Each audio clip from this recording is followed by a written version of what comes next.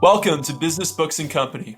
Every month we read the best business books. Read with us so you can become a better investor, manager, or entrepreneur. This month we read the 2014 book 0 to 1 by Peter Thiel. In 0 to 1, Thiel, a co-founder of PayPal and Palantir, as well as an early investor in Facebook, describes what conditions make for a great startup. Part history lesson, part economics lesson, and mostly business advice, 0 to 1 is a succinct book full of powerful ideas. But before we get into the book, let's introduce ourselves. I'm David Short. I'm a former consultant and product manager. My name is Molson Hart. I'm an entrepreneur with a toy company and a litigation financing business, and I just went for a run, and I'm feeling that dopamine rush. Nice. And I'm David Kopek. I'm an assistant professor of computer science. So who's Peter Thiel? Who's the author of this book? So Peter Thiel was born in Frankfurt, Germany in 1967. He is now actually a citizen of, I believe, Germany, the United States, and New Zealand. His family moved to Cleveland when he was an infant and then lived in South Africa and Namibia before settling in California when he was 10. He was the valedictorian of his high school class and went to Stanford, where he studied philosophy, and then to Stanford Law School. He then failed to get a Supreme Court clerkship, worked briefly at Sullivan & Cromwell, a high-end New York law firm. He left there after actually 7 months and then started working as a derivatives trader at Credit Suisse while simultaneously being the speechwriter for the Secretary of Education. And then after a few years, he stopped that and founded Thiel Capital in 1996 with some friends and family money. From there, he co-founded PayPal in 1998, 1999 with Max Levchin, where he was first an investor and then ultimately took over as CEO. They sold PayPal to eBay in 2002 for $1.5 billion after having merged with Elon Musk's X.com. At that point, he made $55 million from the sale and founded Clarium Capital, a global macro hedge fund. He helped launch Palantir, as you already mentioned, where he's still the chairman. He started Founders Fund, which is a venture capital firm where he's a partner. Valor Ventures, Mithril Capital. He seems to really like to create businesses with Lord of the Rings references. He was also part-time partner at YC and probably got pushed out because of his support for Donald Trump, although that's not fully confirmed. And then he does a fair amount of philanthropy. He has a Thiel Fellowship where he pays promising college students $100,000 to drop out and focus on building something. He funds research in AI, life extension, seasteading. He also notoriously funded the Hulk Hogan lawsuit that bankrupted Gawker. And he is a billionaire. So most of that is due to his 2004 investment in Facebook. He was the first outside money, and he bought 10.2% of the company for $500,000, which he has almost entirely liquidated now. He's a pretty controversial guy, right? So why is somebody who's so controversial able to get onto the boards of so many companies and become stay on those boards, frankly, in the atmosphere of Silicon Valley, where kind of there's an anti-conservative bias, right? I mean, he's a billionaire. That would be my main guess. But I think he also is a really outside the box thinker. And I think he probably does add a lot of value on the board. I bet he does question people's assumptions. I bet he does press leaders. I think he does have and lay out a very, clear and cogent business philosophy.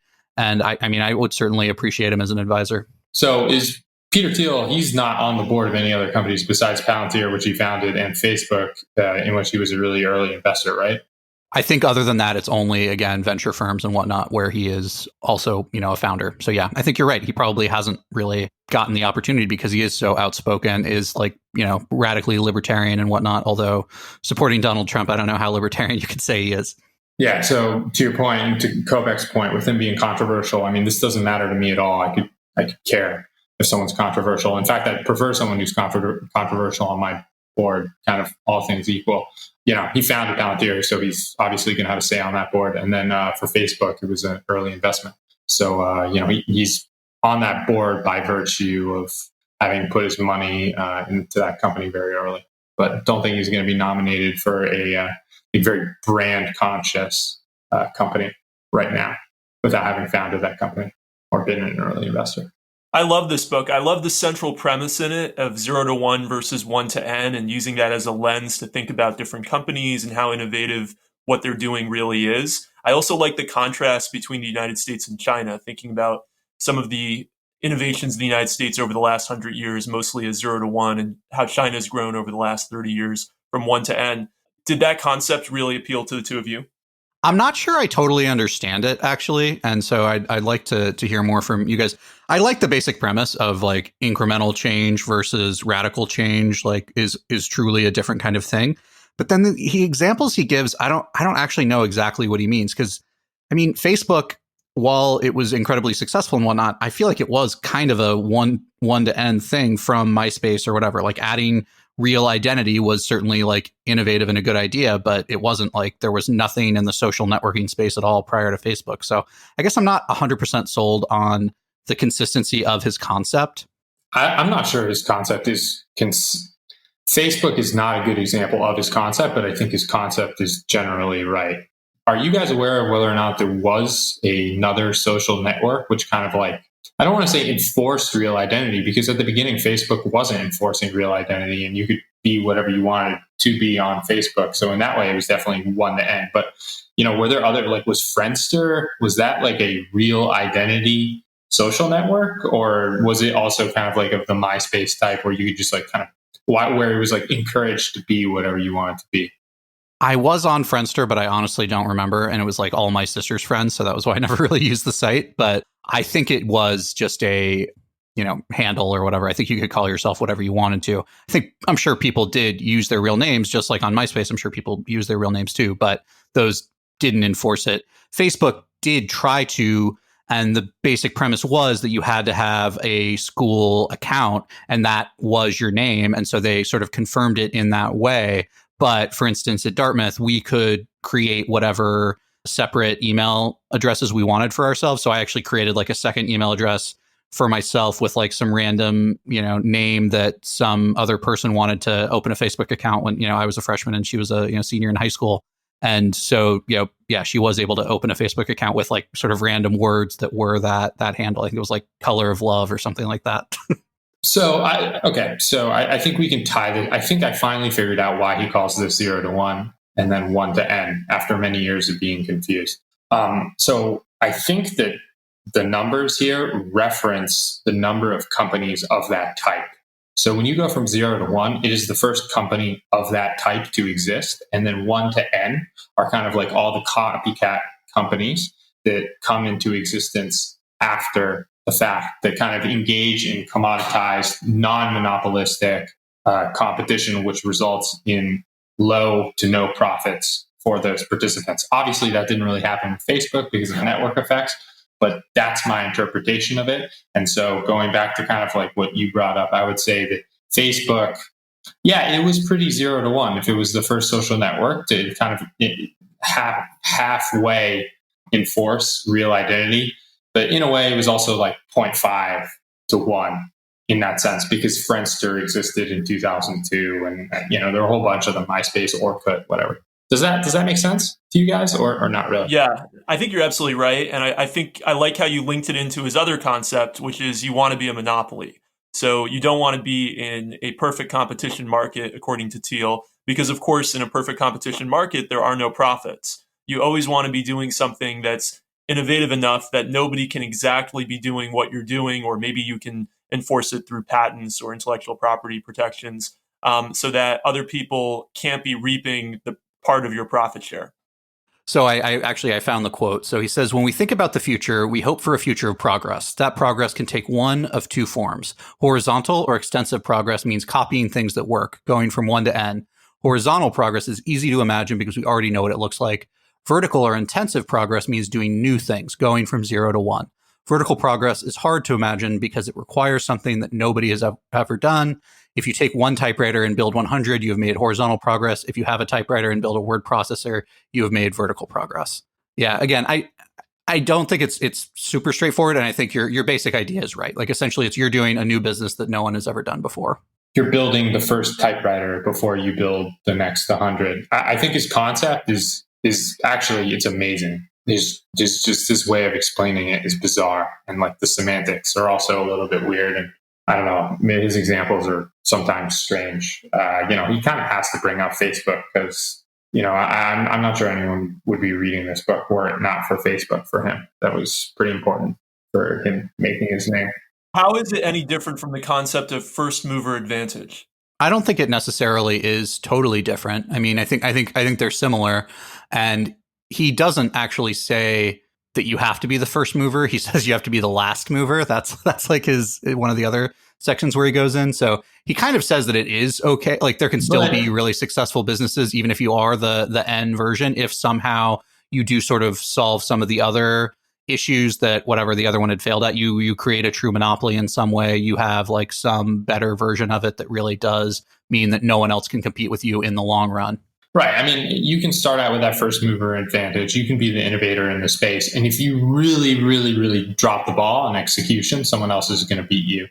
And it's hard to come up with examples like that, but maybe some of the search engines, like car companies and, Ford or whatever, right? I mean, again, they didn't win in the very long run, but they weren't the first car company by any means. It was, the innovations within the execution that made them really successful.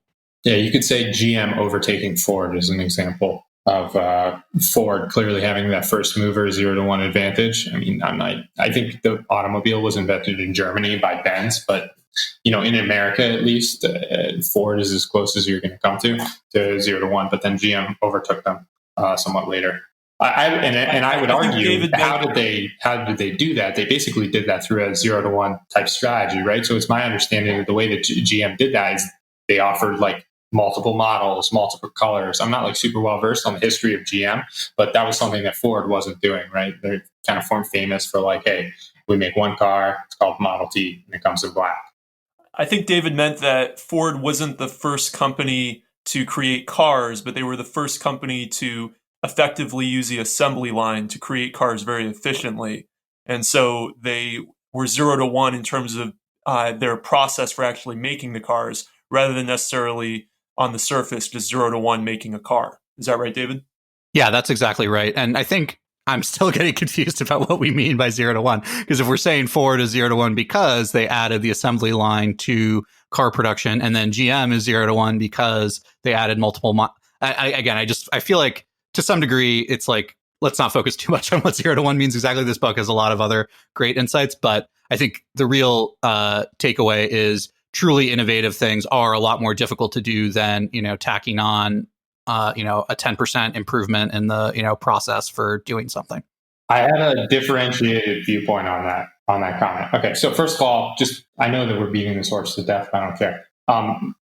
Teal would definitely argue that the assembly line, I misunderstood your original point, was a 0-1 innovation, because you did have the typewriter, and then just kind of like moving the typewriter to a computer. It's not like you're reinventing writing from the beginning. It's like you're still effectively, generating written documents. You're still typing on a keypad. It's just slightly different, but you still called it a 0-1. All right. So here's like the insight that I think that is missing from this book that I think is really interesting. Innovative strategies are actually easier to execute than non-innovative strategies. Yeah. And it basically just comes back to kind of what Teal is saying. It's just like, if you're executing on, obviously if you have an innovative strategy that people don't want, like good luck executing on like pants for cats or ice cream for dogs, or what, maybe dogs like ice cream, but you know what I'm saying. But like, if you do have something that's innovative that people want, execution for that type of stuff is actually super easy. What's really hard is like today, be like, hey, us three, we like cars. Let's start a car company right now. And you know what? We're going to do gas cars because we like gasoline. We think that's cool. That's hard to execute on. But if like we, figured out some bizarre, cool way to power our cars with algae, as ridiculous as that might sound, that actually might be easier to execute on, because there would be no competition in the market, and we probably wouldn't be engaging in that anyway, unless it was bringing something new to the table. And even as I talk about it, right, the marketing for that stuff is it's more interesting. It's like, yeah, that is the algae powered car. At worst, we're getting a stupid article in TechCrunch because it's just so out there, right? So in that way, innovative strategies kind of are easier to execute on.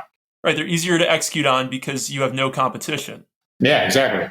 So another way of summarizing it is doing something different and better. Like, so a 0-1 has to be something different. That's the main difference between a 0-1 and a 1-N. And obviously it has to be something better than what's in the marketplace before, or nobody would buy it. So it has to be different and better. Is that a fair summary? Yeah, I think that's as close as we're going to get. We can break down to the nuance. I would even argue that like manufacturing in China after 2002, right? Like China comes into the WTO, just manufacturing everything that we were making in America, doing it in China, that was 0 to 1.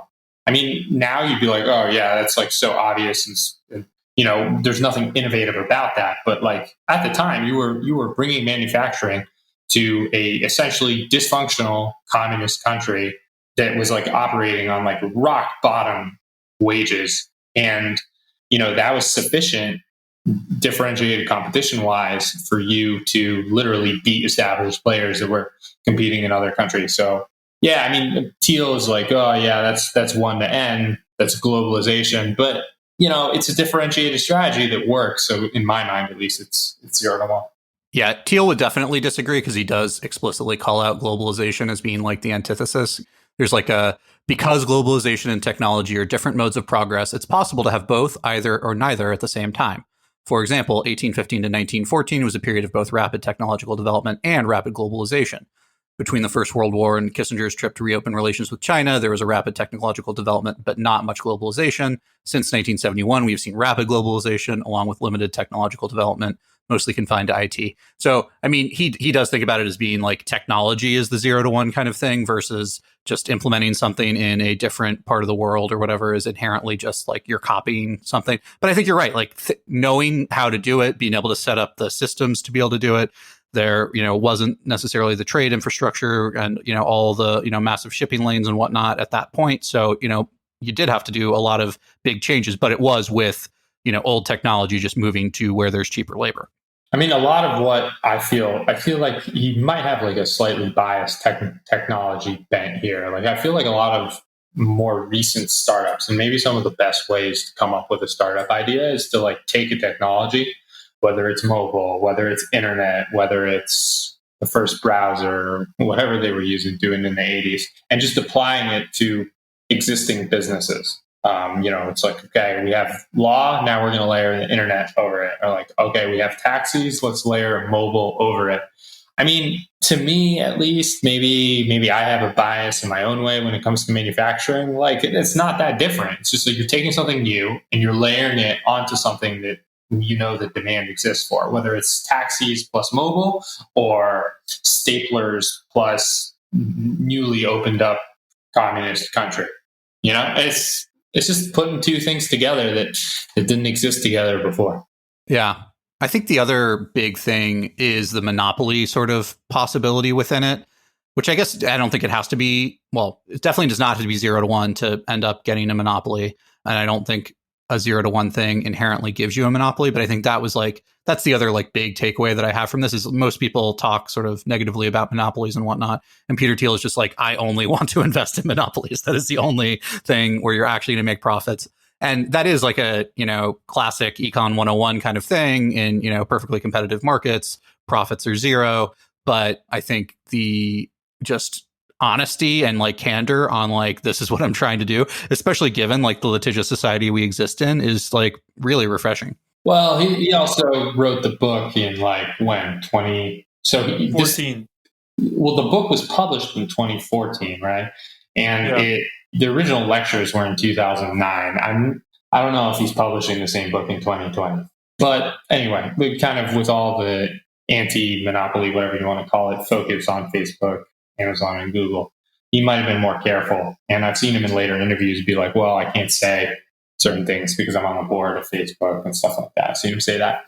Well, remember, the people reading this book did not necessarily take Econ 101, right? There's a general sentiment in society that's anti-monopoly without really understanding what a monopoly really is or understanding really the implications of a monopoly on society from all the different viewpoints.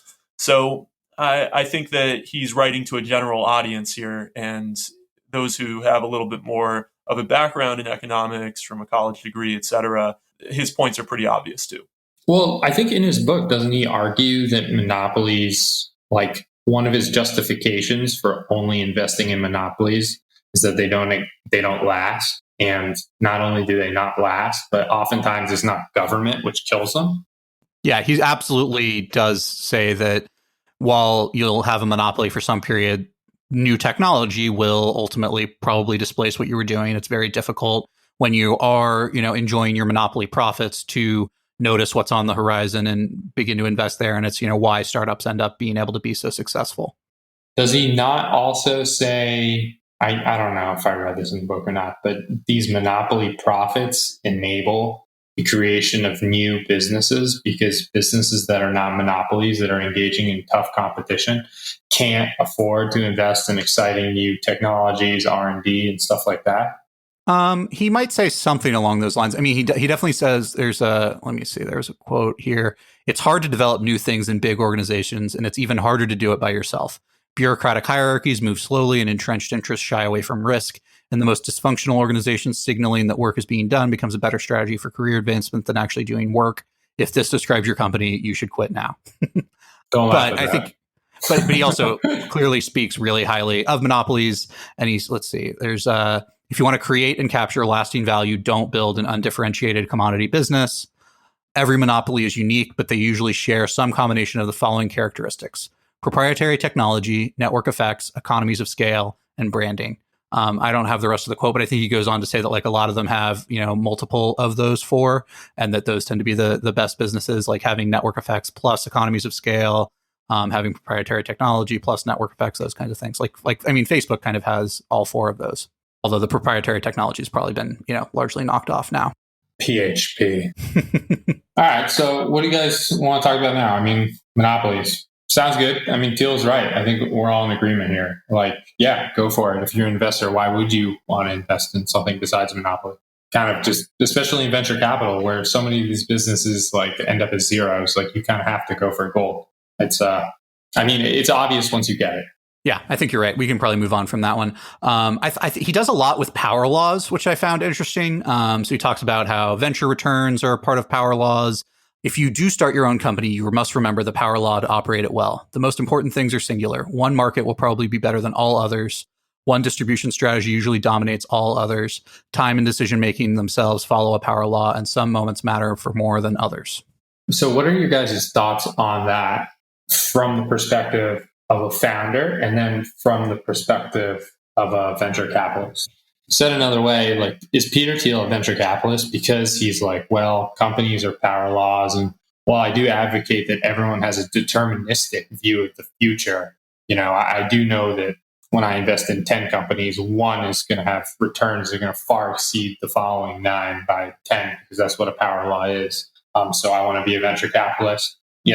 Is that what he's doing, or does he just prefer it? I mean, like, how do you, basically what I'm trying to say is, how do you reconcile diversification in a venture capitalist versus a founder picking a single company, knowing that there are these crazy power law returns? Well, I think it's like the scale of your return, right? So if you are right and you get the one power law level, breakout company, you're going to make a lot more money than the venture capitalist who put, 1% of their total fund into that one particular thing. They'll make a lot. And his big thing is that, his single biggest investments always dwarf the entire rest of the fund. He tends to do actually, I think, relatively few investments in each thing. I think he says he does like 5 to 7, which is much less than a lot of other VCs tend to do. But yeah, fundamentally, if it's a power law thing, you would think that the VC strategy would be to, find an industry that you think is going to succeed and buy the top 10 because one of those top 10 is really going to break out. But he says, like, no, that's not how it works at all. Like, you need to find the one that's really going to succeed, and you'll be wrong, a decent amount of the time. But when you are right, you'll be just so much more successful than, trying to just buy an industry. Right. That's one of the frustrations with VCs, right? Is that they only invest in companies that they think can be $100 million, $1 billion companies. They're not interested in investing in companies that can be $10 million companies.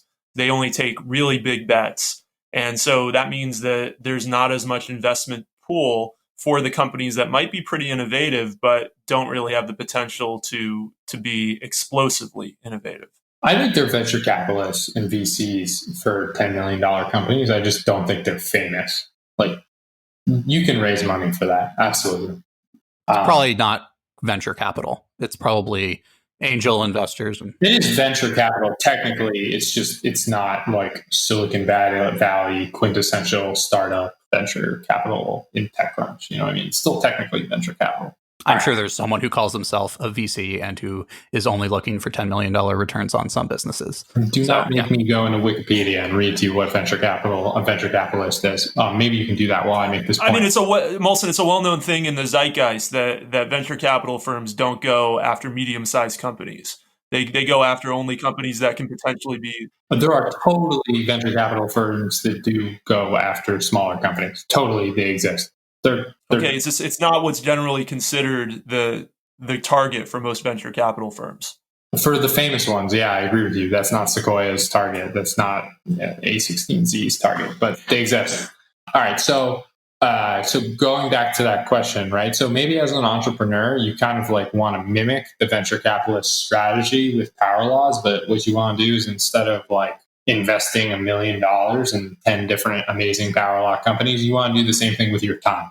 So you're like, okay, the companies I found are going to have power law returns. I've got 10 like totally zany ideas ranging from, Airbnb, having people sleep in the next room in your house to, like I said, pants for cats.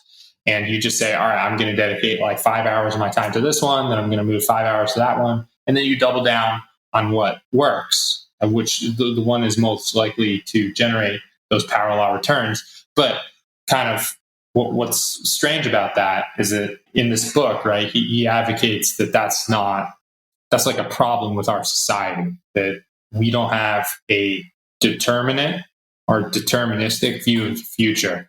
We don't say like, hey, this is what I want to do. This is why we should do it. This is a great thing. What we do instead is we make lots of little micro bets and we just kind of like see what works and just kind of like hope it all works out for the best, stuff like that. So I guess my question is like, how do you reconcile those to me conflicting ideas within the same book?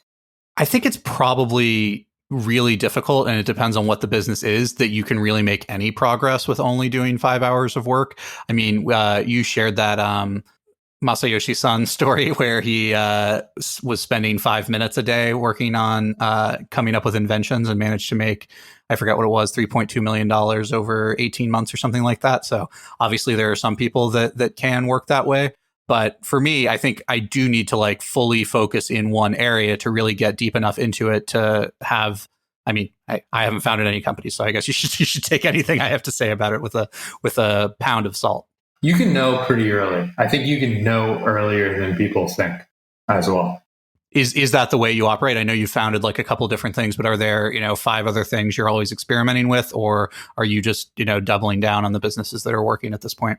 Yeah, sadly. I wish I could be like Masayoshi-san or like Peter Thiel suggests I should be, and just like kind of close my eyes and just like have this like killer view of the future and how I'm going to achieve it. And I just like go for it. But in reality, I just like have lots of cracked out ideas that typically are overlaps of two not typically connecting fields. That's usually where I get my like innovations from. And then I just say like, hey, I'm just gonna, invest a small amount of money, and I'm clever about that. Like I try not to spend too much money, and you can see like really fast when you have a winner. It's weird. It doesn't take long, and it's very rare that you get into a situation where like something starts out slow, and you're like, you know what? I'm just gonna give it some more time, see how that goes, and then it goes like a rocket ship. Not at all. Usually, like when you're onto something, like you make a small investment and like instantly the dogs are eating the dog food and you're like, bam, okay, this is something that I need to invest more time in. So to kind of answer your question, like I keep the plates spinning that are generating the cash, and then I'm always keeping my eyes open for other interesting things. Like cat pants? I mean, well, sure, cat pants. It's a pretty good example. No, like you take two things that don't usually go together, that no one's put ever together before, whether it's Chinese manufacturing and staplers or mobile and taxis or cats and pants, and you just overlap them. And sometimes you get these very strange results, and it just works. That's basically what it is. I mean, all these things, like whether it's Facebook or Airbnb is like a little bit unique, but you're just taking something that's new, that's coming into the fore, and then layering it onto something that there's already demand for, and just putting it together. And sometimes it works and sometimes it doesn't. And that's mostly how I come up with stuff that's innovative that works. But the whole concept of not having to double down on your current businesses is only possible if you're successful, Molson, but you have to be extremely, extremely wealthy to the point of you can just hire other people to do the double down work on your current businesses. You'll still need to watch them, of course, so that you can focus your energy on something else. I think it's being able to just jump from idea to idea to idea is a privilege that comes with extreme wealth. I disagree completely. I mean, I think that that's like a terrible mentality to have if you want to like do something in this world. I mean, there's so many different ways to de-risk new ventures. In the physical product world, like you don't have to order a container of a new product. Like you can make a sample, and everyone with like a brain, like if you have a job, just like you work weekends until you can bang out that sample. And kind of in the olden days, what you would do is you bring that sample to like retailers, be like, hey, would you like to buy this product? And they're like, yeah, sure. And then they buy it and then they receive it like 3 to 6 months later. And maybe today, all you need to do is scrape enough money to put together your Kickstarter. You don't need to be extremely wealthy in order to do a Kickstarter. That wasn't what I said. I said that if you already have several businesses that you're working on, that you don't necessarily have the capacity to do additional new businesses unless you have the wealth to pay somebody else to oversee your previous businesses. Yeah, I mean, that's true. I mean, you can also work on weekends and stuff like that. But I mean, you said like extremely wealthy, like you made it seem like it was impossible. And it's like, well, no, not at all. So when he talks about you tweeted about this, Molson. I thought it was like one of the most important takeaways from the book is the questions that he looks at whenever he's looking to invest in something. So I'll just read them and then let's talk about it. So 1, the engineering question. Can you create breakthrough technology instead of incremental improvements? 2, the timing question.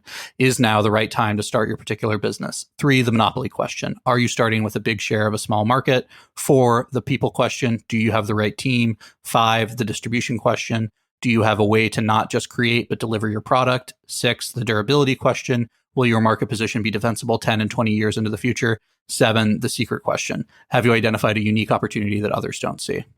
So I thought this was like a really good synthesis. And he actually says you pretty much need all 7 for him to do the investment. I think he said there's a couple instances where they might succeed. So like 6 out of 7 was okay. Yeah. But that you really do need all those things to work out. And I have read a bunch of different of these kinds of books. We've done all these podcasts and whatnot, but I thought this was one of the nicest, like quick checklist for, do I have a, idea that's really worth going after that I'll definitely use in the future? Yeah, it's good. And it shows you how hard it is. I mean, like think about how difficult it is to get that many things right. And then as an entrepreneur, I mean, I think it's easier as a venture capitalist. I don't think it's easy to raise venture capital money for a venture capital firm, but as an entrepreneur, especially as a first-time entrepreneur, imagine how much thinking you need to do and how much wisdom you need to have and probably some luck, right? In order to get all 7 of those things right. Like, man, that is tough. Are you going to quit any of your businesses having reviewed the 7 questions? Well, I mean, we are not firing on all cylinders when it comes to those 7 questions. I mean, I don't remember them off the top of my head, but I mean, we're not doing it perfectly for sure. And also the markets change, right? And when everything that we started at the beginning, like there was definitely, we had the first mover advantage or we had like a little micro monopoly for a little while, but sometimes those monopolies dry up, as it were. So I don't know. I read this book and I was like, man, it made me want to like start something bigger and something crazier, but I don't know how. I got to figure out how to do that.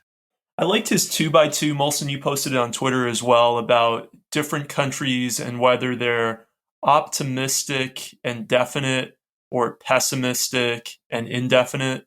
And he placed the United States prior to the 1970s as optimistic and definite, and the United States today as optimistic and indefinite, and China today as definite and pessimistic.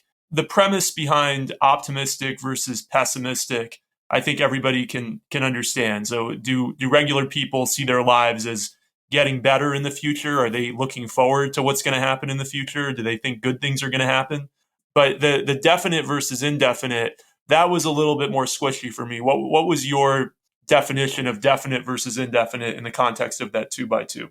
So he gives this like really awesome example of how in the 60s, some like random school teacher guy in San Francisco talked about filling in part of the bay to like build this like new city in the San Francisco Bay. And it was a plan. It was very definite. Like engineers looked at it and there was like a definite plan, even though maybe I'm in an indefinite world, so I'm struggling to come up with a definite plan. I don't remember exactly how it worked. The Army School of or Corps of Engineers actually built a like 2-acre model of it, and then they figured out some problems with it from that. So that's why it didn't move forward. But yeah, it was a crazy story that like right now you would definitely be seen as a crackpot if you're like proposing that we dig a couple of lakes and then use that landfill to, you know, create additional, you know, space in San Francisco. So basically, the idea is we've transitioned from a society where we had plans that were concrete and clear. And we said that in order for us to grow as a society, we need to get to the moon. And this is going to help us technologically because we're going to need to develop all these instruments and new technology in order to get to the moon. And then once we do that, society will be better off. We'll be able to beat the Soviets or whatever the case may be. We have now transitioned to a society where we're still optimistic that maybe, you know, the Soviets are beat. We're optimistic that we're going to beat China, but there's no plan. There's no plan about how things are going to get better. We just kind of assume that they're going to get better. And that's his criticism of the modern United States. And before I pass this over to you, I think he's wrong. China is pretty optimistic. It's not pessimistic. That's an interesting insight. And the other thing that I thought was interesting was how he weaved that into the kind of professions that people do. I know that a lot of our classmates from college became lawyers and people who work in finance. And he's very critical of that. He says that too many people from our generation and the generation before us went into law and finance, and not enough people went into manufacturing and engineering and, for lack of a better term, industries that invent instead of just shuffle around other people's money and other people's ideas. So I found that very powerful, and I thought that it really made me. I'm a little biased because I didn't go into law or finance like a lot of my classmates from college did, but I always thought it was pretty sad that so many people went into these non-productive industries. Now, when I say non-productive, I don't mean that they don't offer any value to society. What I mean is that they don't offer as much value to society as producing a new invention or creating more cool stuff for all of us to have better lives. I mean, I agree totally with everything you just said. It just, if you look at our cohort of like college classmates, I don't know how creative these people were, but so much brain power just like went into, this is a little pejorative, but just like the paper pushing of law and the paper pushing of finance. It's kind of sad.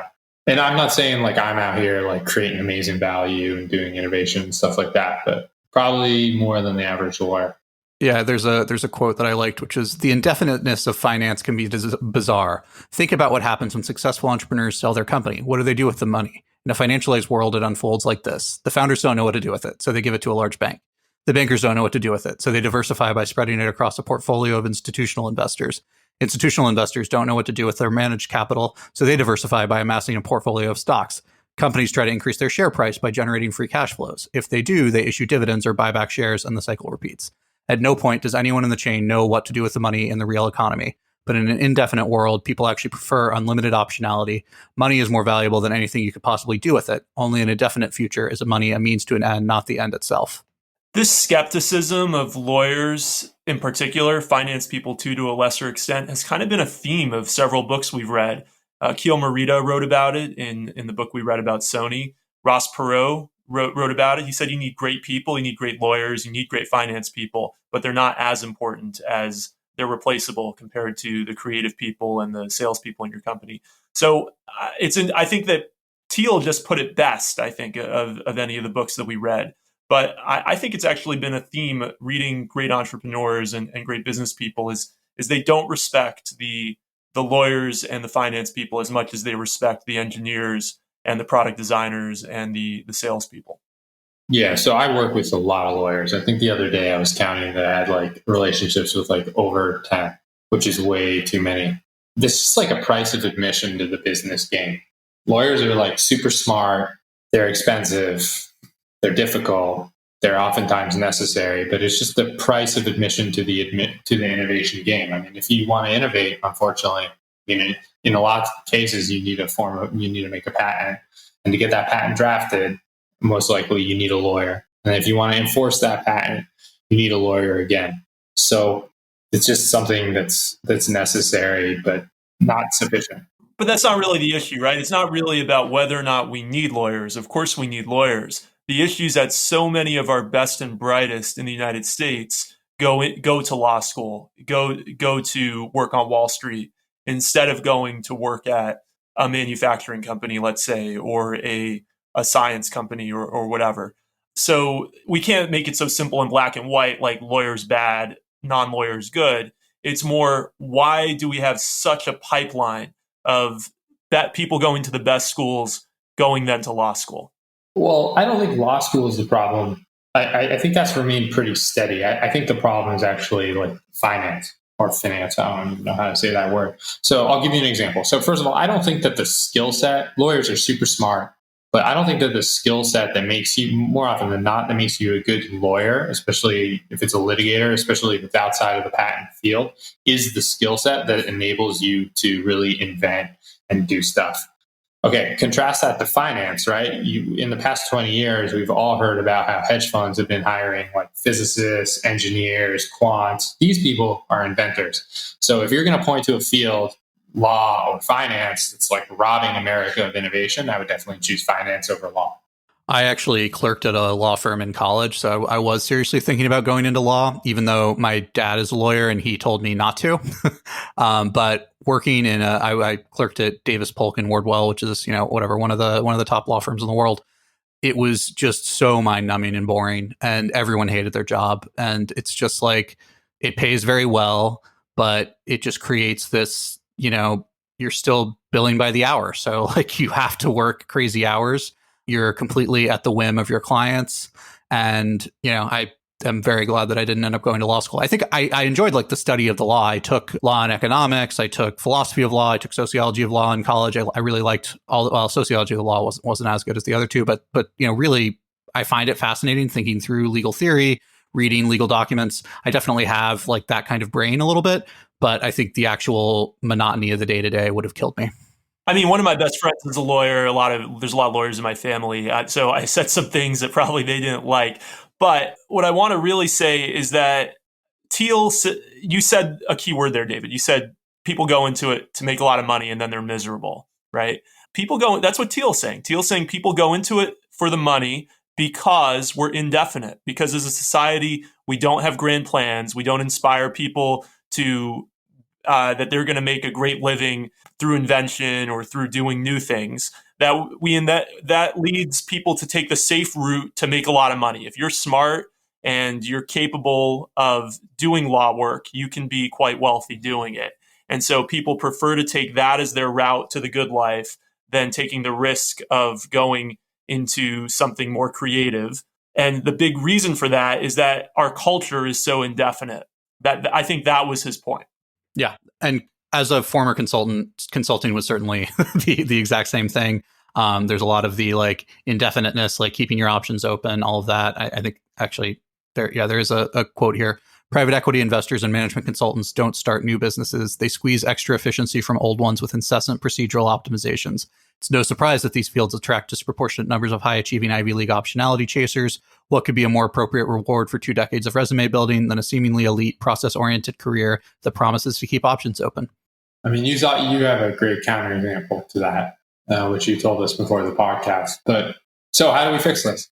We have to change the culture. That's Thiel's point, is that we have to change how we talk to young people about what it means to really be a productive member of society, right? Being a productive member of society might mean that you have to dream a little bigger and you have to be a little bit more ambitious than just wanting to be financially successful. When was the last time you opened up Instagram and you're like, oh, cool, one of my friends like in his garage invented this really cool thing? Well, it happens to me all the time. I don't use Instagram, but I use Twitter. But I see people making interesting software all the time because I'm in the kind of computer science space. And that's oftentimes people working on small teams or even by themselves. And I'm impressed all the time by what people come up with. But I think there's a much higher barrier to entry to making physical products, and you would know more about that, Molson.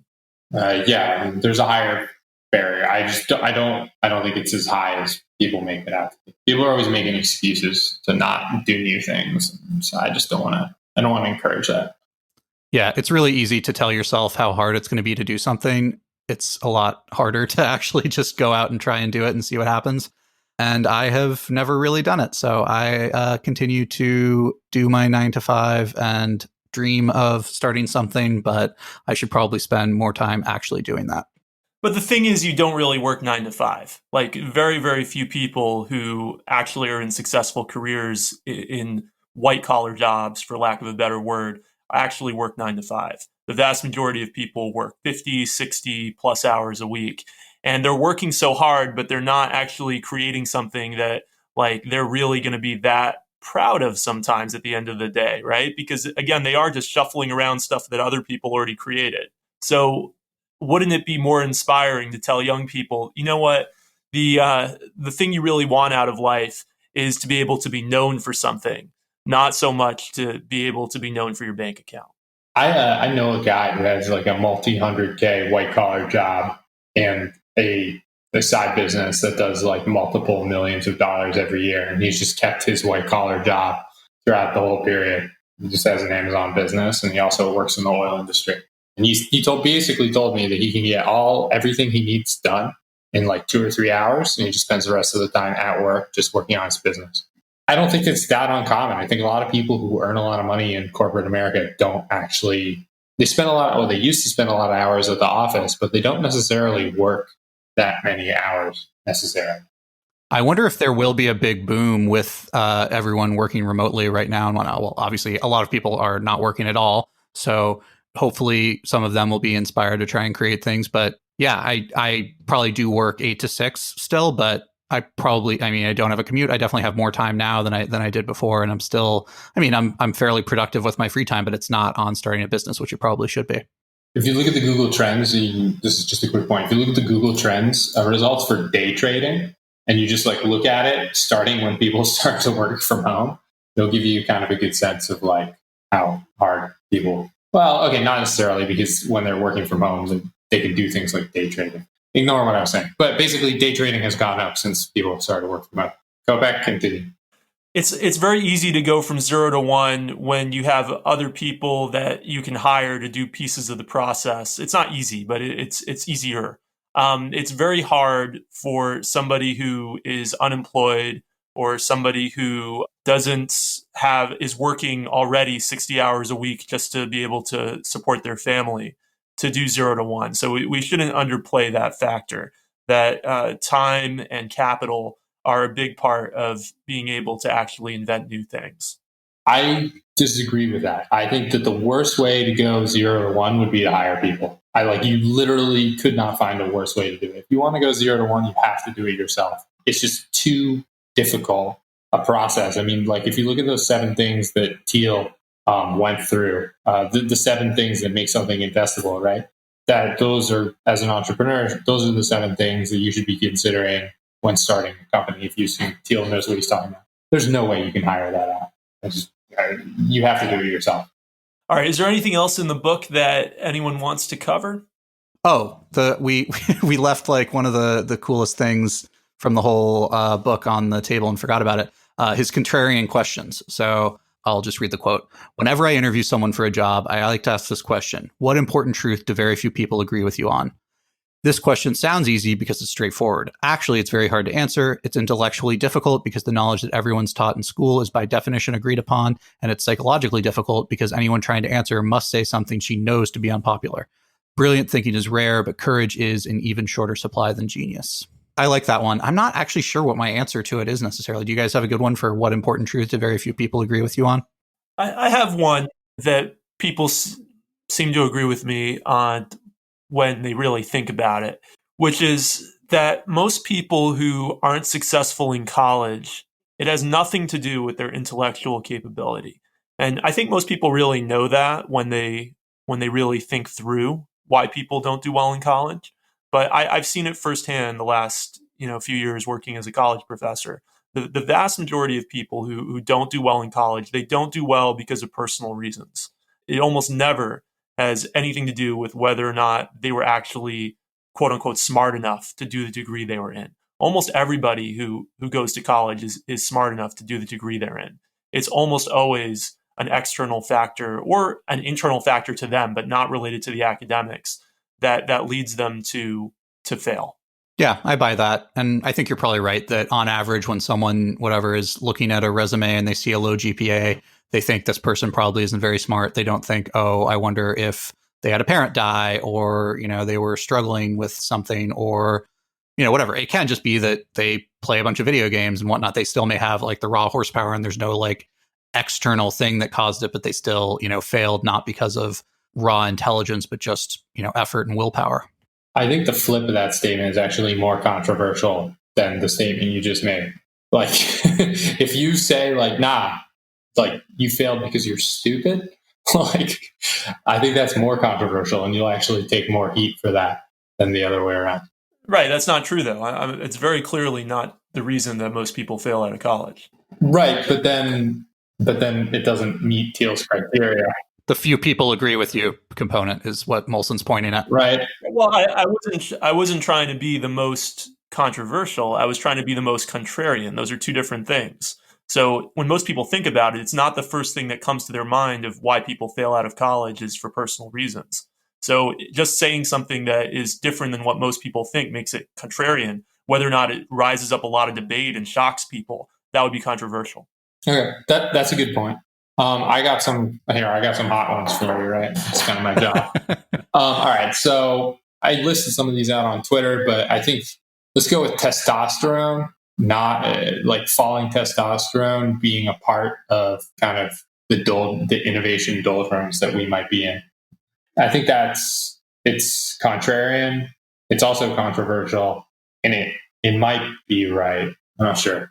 How do we know that testosterone is falling? Like, what good data was there in the past? There are a whole bunch of I don't know what good data. I've basically just looked at studies that like control for conflating factors like exercise. I don't know how many of them control for exercise, but things like obesity and I don't know, consumption of soy and stuff like that. And testosterone is falling after you do those controls. So I guess I don't know that much about it. So is it like rapidly falling currently, or just like now we're significantly lower than 50 years ago, or like what's the... Yeah, I think it's just been slowly falling and we're significantly lower than we were 50 years ago. I also think that in order to do a lot of innovation, you need to have like spatial visual intelligence, and that correlates with testosterone, I think, particularly in the womb. And so I think it could be part of it. Well, that doesn't really surprise me at all because there's so many testosterone boosting products that are being sold all the time on the radio, on television, and magazine ads. So that doesn't really surprise me. We wouldn't need so many testosterone boosting products if testosterone was at a good level. Paul Graham should be like, you want to start a good startup? You want to have a good idea? Take like new male, You low T simp. In order to get the YC, you need to up that T. I don't know. Some other ones. Wait, Molson, have you measured your testosterone? Are you taking testosterone supplements? No, I'm afraid to. No, I've never measured my testosterone. Well, that what does that say about the fragility of the masculine psyche that you're afraid to find out whether or not you have low testosterone? Like having low testosterone is... Well, I wouldn't say like I'm afraid to the point where like I would never do it. It's just like... Yeah, I do. I'm not going to lie to you. Yeah, I'm a little bit afraid. It is distressing to me to think that it is possible that I am low testosterone, but it's not something that's like ending my life or something like that. I think he meant he was afraid to take the supplements, not that he was afraid to test himself. I would have reservations about taking that test. I'd just be scared. Kind of like I'd have reservations about taking a test that would tell me whether or not I'm going to have a heart attack within the next 20 years or something like that. I mean, having low testosterone is really not the end of the world. Like it doesn't say that much about you. It's a biological thing that is not related to whether or not you're going to be necessarily successful in life. I'm sure there's some benefits as a male to having higher testosterone. Otherwise, everyone wouldn't be shooting for it. But it doesn't. I think that's that's a very masculine. I don't know what the opposite of feminine view of the world. I guess masculine view of the world to be so preoccupied with it. I think, but anyway. I don't really care. But Teal takes HGH. I think I read that somewhere. I know he's obsessed with all the life extension stuff, and he takes blood transfusions from younger people and whatnot too. He's literally a vampire. All right, do we have any other good contrarian things that not a lot of people agree with that are actually right? I mean, like, in a way, if you have an answer to that question, like, I mean, the testosterone one's a little bit difficult, but a lot of the answers to these questions are themselves wonderful startup ideas. So you probably shouldn't share it if you have a really good answer. And if you're going to share it, you should share it with Peter Thiel and be like, yeah, I'll share it with you, but you got to write me a check for $5 million, right, bro? He only gives $500K to Facebook. Why do I get $5 million? He does have the business version of our contrarian question is, what valuable company is nobody building? This question is harder than it looks because your company could create a lot of value without becoming very valuable itself. Creating value is not enough. You also need to capture some of the value you create.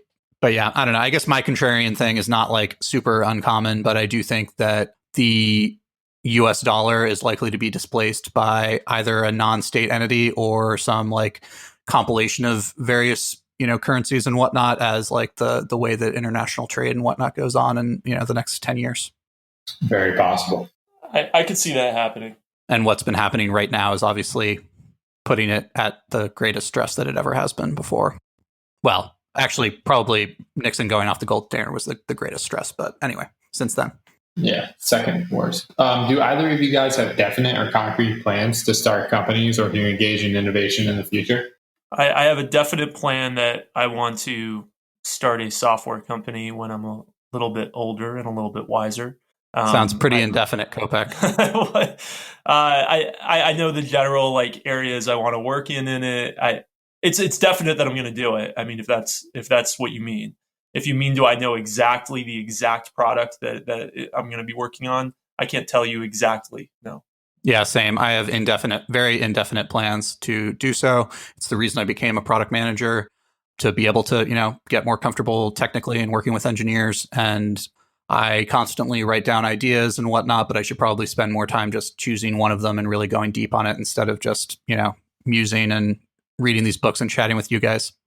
There are like a bunch of examples of people who've started companies while they had full-time jobs. So do it. You can do it. Yeah, I can. Technically, it's a little bit complicated. I do have like some clauses in my contract that it doesn't say that I can't do it. It just says like I have to get my boss's approval and I have to like go before some ethics committee or whatever to make sure there's no conflict of interest. I mean, I work on it. I write software in my spare time. Do I take all of it far enough that I could really say, wow, this is something I want to put in the marketplace? No, and that's a disappointment to me. I get distracted by writing these books. Like right now, I have a couple software products I'm kind of working on, but then I also have a book deadline at the beginning of July. And so that has to take precedence right now. But yeah, it's a regret of mine that I don't put more time wholeheartedly into just one or two of my software products instead of constantly jumping from one to the other. I put time into definite things all the time. And I'm always I'm always having cracked out ideas, and then I write them down like you do, Short, and then I like stew over them. And then I'm always like, to Kopek's point, I'm always looking for ways to take my time out of businesses and obligations that I think are repeatable and process oriented, by basically hiring and creating software and SOPs. And then that allows me to allocate my time towards like crazy things. And yeah, so I've always got a bunch of those going at the same time. And then when they work, I double down on it. And I don't know, hopefully, climb up the ladder to who knows where with each successive success. So, Molson, for next month, we're going to be reading Only the Paranoid Survive by Andy Grove. And I know this was your pick. So do you want to tell us a little bit about the book? Yeah, so it's been some time since I've read it, and so I'm looking forward to rereading it because it's fitting for what one of my companies is going through right now. Intel was either selling memory or microprocessors, and then they basically were on the receiving end of a bunch of really difficult competition coming out of Japan, and only the paranoid survive tells the story of how Intel was basically able to pivot this huge company away from the area of competition, which links back to 0 to 1 that they were getting from the Japanese and towards a profitable new business under Andy Grove's stewardship. And it's pretty interesting. I remember some good stuff in there. So that's what we're reading, and I'm pumped for it. Yeah, me too. I'm really looking forward to that. Thanks, Molson. Before we go, does anyone want to plug anything and let us know how listeners can get in touch with you? So you can follow me on Twitter. I'm at David G. Short. And actually, I just started writing a little bit on Medium. So at David Short there. I wrote a couple articles on agile team meetings and ceremonies and questions to answer in my new job. All right, I'm going to say something weird. I want to plug you. Uh, what I mean by that is like, if you've got an idea that you've written down and then you've thought about it, and then on some other weekend you've thought about it again, and you haven't been able to reject it. So you've really like put it through the ringer in terms of everything that you've put it through the ringer in terms of attempting to attack your idea in such a way that you can avoid a potential future failure. And this idea has still managed to survive in your brain. You just got to bleep and do it. You just got to do it. You got to figure out a way to just, man, you can't say anything in 2020 without getting in trouble. You got to figure out a way to commit a small amount of resources and be courageous into figuring out whether this idea is going to work, because you're going to regret it later on. And if you fail, that's fine. You're going to learn something. And there's always ways to do things without taking risks. So I'm going to plug you and your ability to, achieve your side project or your dream. All right. And my Twitter is at Dave Kopec, DAVEKOPEC. Always posting about programming. Occasionally I'll post about business. And I also want to remind everybody to like the podcast on your podcast player of choice, whether that's Overcast, whether that's Apple Podcasts, whether that's Google Podcasts, whether that's Spotify. Leave us a review. Tell your friends about the podcast. It really helps the show. Thanks so much for listening, and we'll see you next month.